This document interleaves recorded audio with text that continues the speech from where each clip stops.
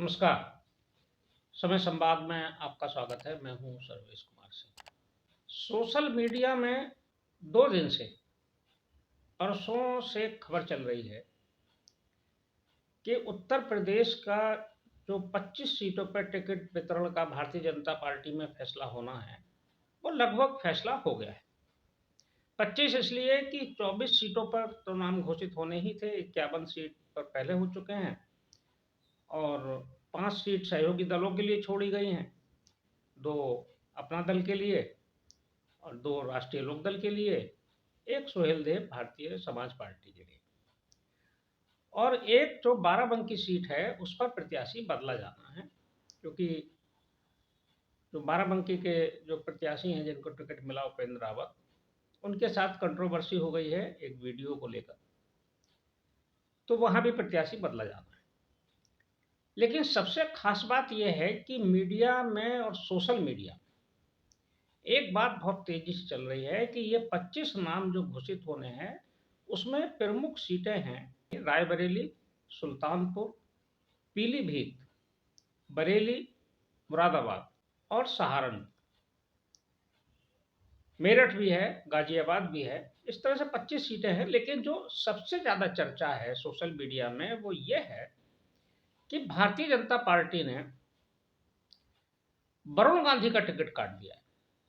सारे media channel, सारे YouTube channel, सभी प्लेटफार्म एक बात एक सुर से चला रहे हैं कि जो कोर कमेटी की बैठक हुई दिल्ली में, जिसमें वरिष्ठ नेता भारतीय जनता पार्टी के मौजूद थे, अमित शाह जी मौजूद थे, जिसमें जेपी नड्डा जी थे राष्ट्रीय अध्यक्ष, बीएल संतोष राष्ट्रीय संगठन महामंत्री थे और उत्तर प्रदेश की जो कोर कमेटी थी टीम, वो लोग मौजूद थे। सभी ने वरुण गांधी के टिकट को लेकर असहमति जताई और कहा कि नहीं, टिकट मिलना चाहिए। असहमति अमित शाह जी ने नहीं जताई और राष्ट्रीय अध्यक्ष जेपी नड्डा जी ने भी नहीं जताई, बीएल संतोष जी ने भी नहीं जताई, लेकिन उत्तर प्रदेश के कुछ नेताओं ने इस पर असहमति जताई। ये बात सूत्रों के हवाले से मीडिया में आ रही है। लेकिन क्या ये बात सही है कि भारतीय जनता पार्टी वरुण गांधी का टिकट काट देगी? हमारा जो अपना आकलन है वो इससे बिल्कुल उलट है।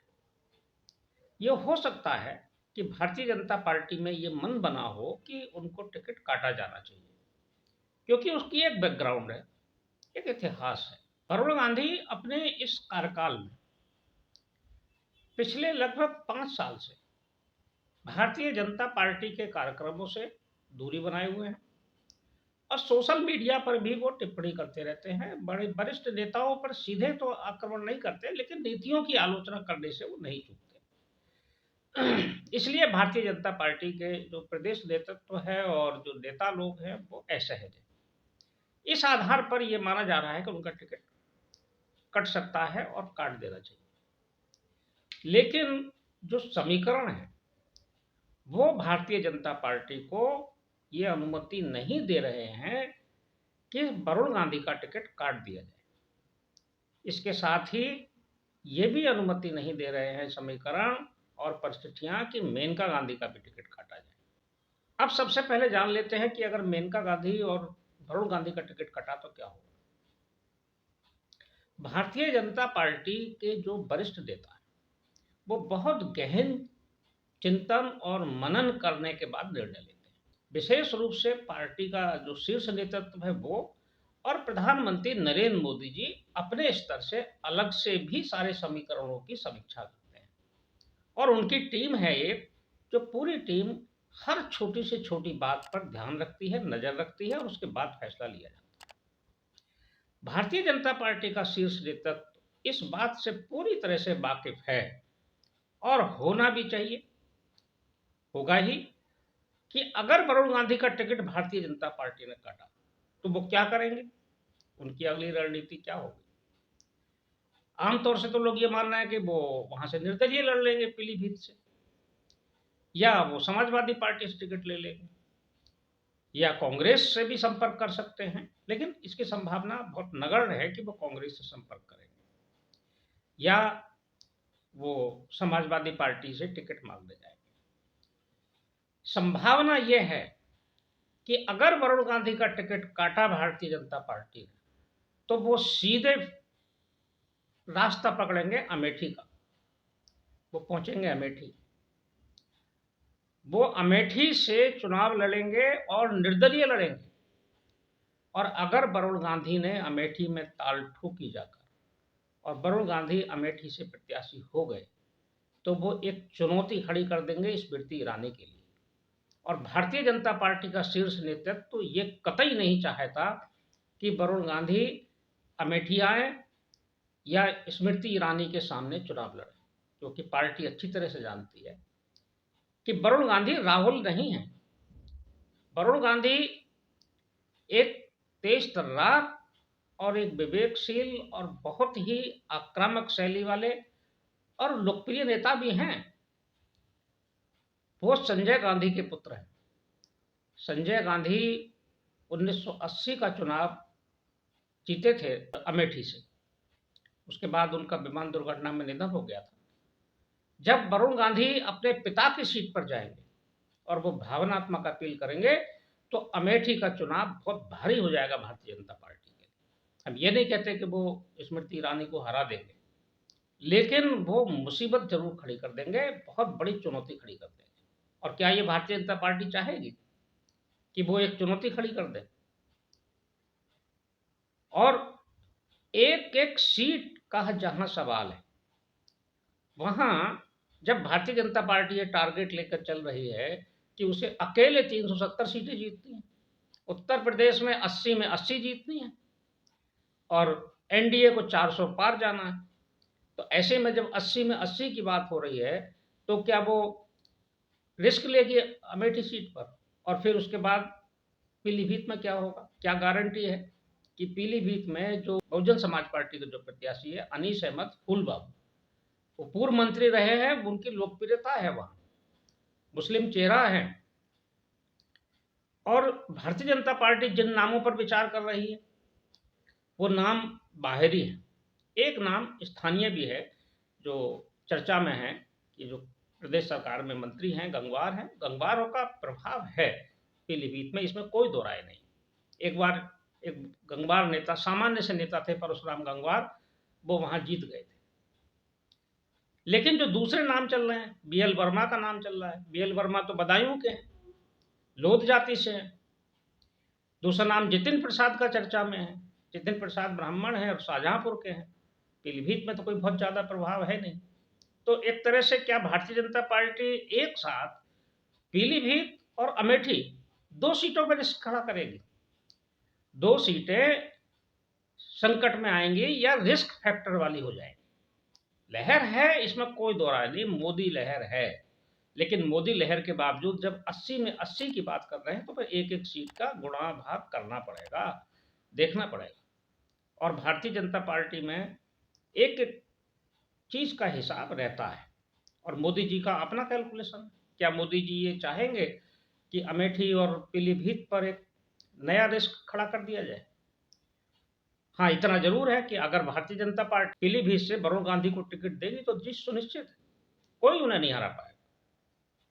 तो गारंटी है एक सीट जीतने की, और अमेठी जीतने की भी गारंटी है।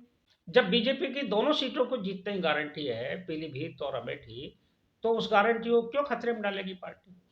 यही स्थिति सुल्तानपुर की। सुल्तानपुर से भी अगर मेनका गांधी का टिकट कटेगा, तो मेनका गांधी घर बैठने वाली तो नहीं, वो कहीं ना कहीं चुनाव जरूर लड़ेंगे। वो हो सकता है फिर से आंवला चली जाए, हो सकता है अगर टिकट दोनों माँ बेटों का कटेगा तो वरुण गांधी अमेठी आ जाए और मेनका गांधी फिर पीलीभीत पहुंच जाए, ये भी हो सकता है। तो यही स्थिति सुल्तानपुर के साथ होने वाली है। तो सुल्तानपुर को भी अस्थिर नहीं करना चाहती होगी पार्टी। अगर करेगी तो ठीक है, करे। वैसे 80 सीटों की जब बात हो रही है तो फिर एक एक सीट का हिसाब रखना पड़ेगा। ये प्रत्याशी ऐसे हैं जो सीट जिताने की क्षमता रखते हैं। पार्टी की अपनी लहर के साथ साथ प्रत्याशी का भी दम होता है, प्रत्याशी की भी छवि की बात है। अब बात कर लेते हैं जो दूसरी सीट है बरेली मंडल की, बरेली बहुत महत्वपूर्ण सीट है। बरेली के बारे में भी चर्चा है कि संतोष गंगवार जी का टिकट कट गया। ये सोशल मीडिया में सब चीजें चल रही हैं, हम नहीं कह रहे कि कट गया। 75 साल की उम्र वाले फैक्टर में आकर उनका टिकट कट गया। हालांकि इसी फैक्टर में दूसरे लोगों को मिल गया है, जगदम्बिका पाल को मिल गया है, हेमा मालिनी को मिल गया है। तो संतोष जी का भी टिकट क्यों कटेगा? और संतोष जी का टिकट काटने का मतलब भी वही है जो पीलीभीत और सुल्तानपुर का है। संतोष जी जैसा प्रत्याशी ढूंढना आसान काम नहीं है। जिन नामों पर विचार हो रहा है, जिन नामों पर चर्चा चल रही है बरेली में, वो नाम संतोष गंगवार का मुकाबला नहीं कर सकते। अभी संतोष जी को ये बात ठीक है मंत्रिमंडल से हटाया गया, लेकिन लोकसभा चुनाव जीतकर देने की क्षमता आज भी है उनके अंदर। उनकी सहजता और सर्वसुलभता उनका विशेष गुण है। और जो नाम चल रहा है उमेश गौतम का, जो वहाँ के मेयर हैं, उमेश गौतम ब्राह्मण है। इस सीट का नेचर ब्राह्मण बाहुल्य है ही नहीं। इस सीट का नेचर तो बैकवर्ड बाहुल्य है, और बैकवर्ड में भी कुर्मी बाहुल्य है। तो कोई संतोष जी के स्टेचर का, संतोष जी के स्टेटस का कोई नेता ढूंढना पड़ेगा, और वो अभी हाल फिलहाल भारतीय जनता पार्टी की नज़र में कोई नहीं। तो भारतीय जनता पार्टी अगर संतोष जी का टिकट भी काटेगी तो एक और सीट पर रिस्क बढ़ाएगी, क्योंकि सामने मुकाबले में तो गठबंधन के प्रत्याशी के तौर पर प्रवीण सिंह ऐरन हैं। वो जीत चुके हैं 2009 का चुनाव, कई बार मंत्री रहे हैं, बहुत तेज तर्रार हैं, उनके अपना काम करने की एक शैली है। उनकी पत्नी मेयर भी रही हैं, वैश्य जाति से हैं। तो बरेली का भी यही है। अब मुरादाबाद, मुरादाबाद में ये सूत्रों से जानकारी मिली है, सोशल मीडिया में चल रही है कि पार्टी फिर से सर्वेश कुमार सिंह को टिकट देने जा रही है।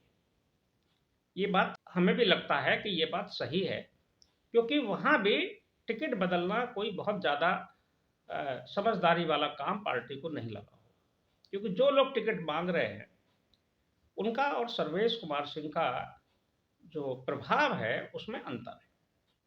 वो एक बार के सांसद हैं, 2 बार चुनाव हारे हैं लोकसभा चुनाव लड़ने का अनुभव है उनको। तो हमें नहीं लगता कि वहां भी टिकट बदला जाएगा, वो टिकट फिर उन्हीं को मिलेगा। गाजियाबाद में जरूर जनरल बीके सिंह के नाम पर यह चर्चा है कि उनका टिकट कटेगा, और जिन नामों की चर्चा है, अरुण जैन का नाम चल रहा है, अनिल जैन का नाम चल रहा है, लेकिन वो टिकट भी अंततः लगता है कि बीके सिंह को ही मिलेगा। और अगर बीके सिंह का टिकट कटता भी है तो फिर किसी ठाकुर प्रत्याशी को ही मिलेगा, वैश्य को टिकट वहां नहीं देगी पार्टी। तो ये समीकरण है उत्तर प्रदेश के। रायबरेली सीट पर भी कई नामों में चर्चा है। एक नाम नूपुर शर्मा का आया है कि रायबरेली से प्रत्याशी हो सकती हैं। उनके नाम के साथ पिछले दिनों कंट्रोवर्सी हुई थी, राष्ट्रीय प्रवक्ता थी और प्रवक्ता से उनको फिर हटाया भी गया था, लेकिन वो चर्चित नेता हैं। उस कंट्रोवर्सी के बाद ही काफ़ी चर्चा में भी आई हैं।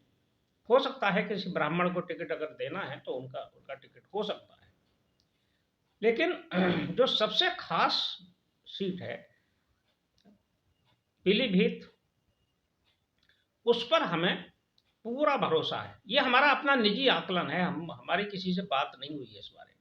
जैसे पत्रकार और सब बताते हैं कि हमने बात की है, हमें जानकारी मिली है, लेकिन हमारा अपना समीकरणों का विश्लेषण है, और उस विश्लेषण के साथ अपना आकलन भी है कि पार्टी इतना बड़ा रिस्क नहीं लेगी।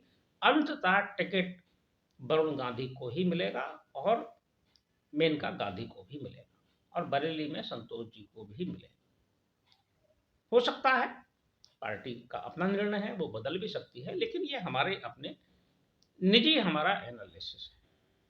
ये हमने जो सोचा है, विचार किया है, उस पर आपसे साझा किया, आपसे बातचीत की।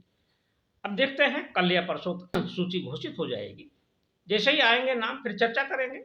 हो सकता है हमारी बात ही गलत हो जाए, लेकिन हमें लगता नहीं कि हमारी बात गलत हो, क्योंकि हमारा समीकरण जो कह रहा है वो बहुत महत्वपूर्ण है। समय संवाद में आज बस इतना ही। कल फिर मिलेंगे किसी एक खास विषय के साथ। तब तक के लिए मैं सर्वेश कुमार सिंह आपसे विदा लेता हूँ।